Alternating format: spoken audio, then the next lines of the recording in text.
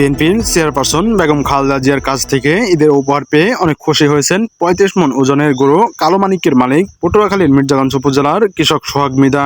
খালেদা জিয়াকে গরুটি কোরবানির জন্য উপহার দিতে বৃহস্পতিবার ৫ জুন সকালে পটুয়াখালী থেকে টাকযোগে রওনা দিয়ে রাতে গুলশানের বাসা ফিরোজার সামনে আসেন সোহাগ। খালেদা জিয়া সোহাগ ও তার ছেলেকে বাসায় ডেকে নিয়ে ধন্যবাদ জানান। এ সময় এলাকার নেতাকর্মী সাধারণ মানুষকে নিয়ে গরুটি জবাই করে খাওয়ানোর কথা বলেছেন সাবেক প্রধানমন্ত্রী খালেদা জিয়া।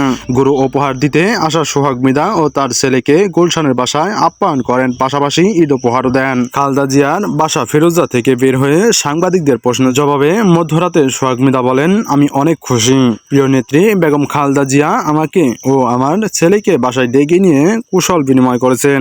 তিনি আমাদের আপ্যায়ন করেছেন এবং ঈদ উপহার দিয়েছেন।